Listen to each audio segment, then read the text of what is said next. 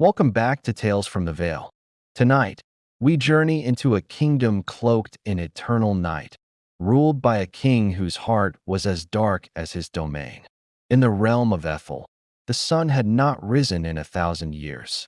It was stolen, they said, by the vampire king, Kalen, who could not bear its light. He ruled from a throne of obsidian in a castle carved from a black mountain, his people living in the dim glow of enchanted moon lanterns. They feared him, but they also pitied him, for his was a lonely existence, forever bound to the shadows. One day, a young woman named Alara, a weaver of light, dared to approach the castle. She wasn't a warrior with a sword, but an artist with a loom and thread spun from starlight. She believed no heart was truly beyond saving. She was granted an audience, not out of the king's mercy, but his curiosity. Kalen scoffed at her plea to return the sun. "Why should I?" he hissed, his voice like grinding stone. "The light burns me. Your world of brightness is my world of pain." Alara didn't argue.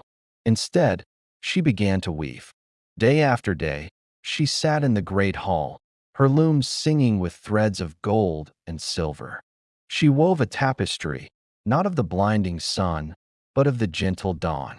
She depicted the soft blush of morning, the first rays touching the dew on a leaf, the warm glow on a sleeping child's face.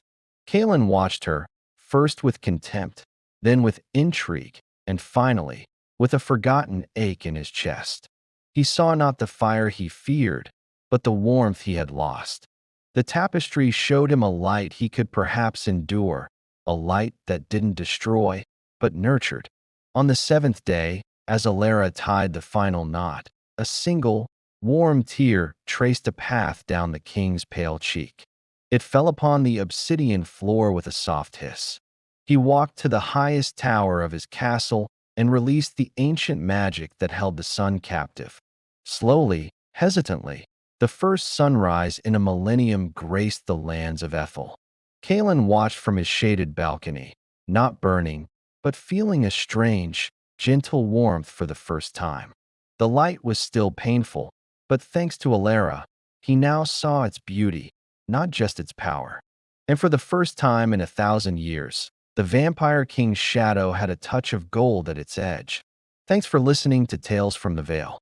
Don't forget to like and subscribe for more stories from beyond the darkness. See you next time.